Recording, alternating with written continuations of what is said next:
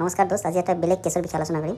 এজনী পেচেণ্টৰ সন্মুখৰ দাঁতৰ আধাখিনি নাই। এখেতে বাহিৰত ট্ৰিটমেণ্ট কৰাইছিলে, কিন্তু এইটো ট্ৰিটমেণ্ট প্ৰপাৰ নাছিলে। এখেতৰ চেঞ্চিটিভিটি হয় বহুত, গৰম পানী ঠাণ্ডা পানী খালে বহুত লাগে।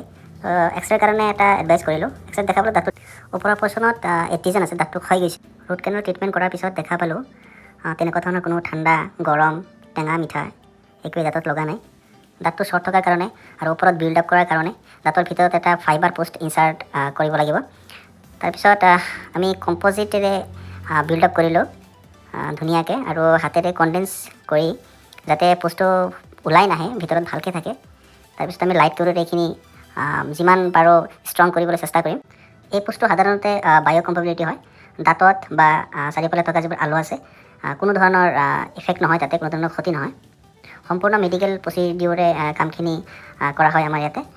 এনেকুৱা প্ৰব্লেম থাকিলে আপোনালোকে কয়াকুছি বজাৰ ষ্টেট বেংকৰ ওচৰত আমাৰ SK ডেণ্টেল কেয়াৰত ভিজিট কৰিব পাৰে।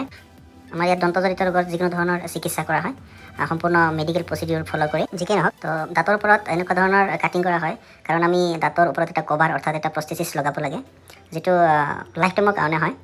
আৰু ইয়াত কোনো ধৰণৰ দাঁতত ক্ষতি নহয় বা বেলেগ দাঁতত সেনেকুৱা ধৰণৰ কোনো কাটিং নহয়। তো এতিয়া আমি দাঁতৰ শ্বেড মিলাবৰ কাৰণে আমাৰ বিভিন্ন ধৰণৰ শ্বেড থাকে, এলফাবেটিকেলি ডিনোটছ কৰা হয়।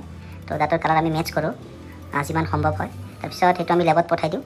লেবৰ পৰা বনি অহাৰ পিছত দাঁতটো আমি চিমেণ্টেশ্যন কৰোঁ লিউটিং এজেণ্টেৰে, যিটো লাইফ টাইম হৈ থাকে।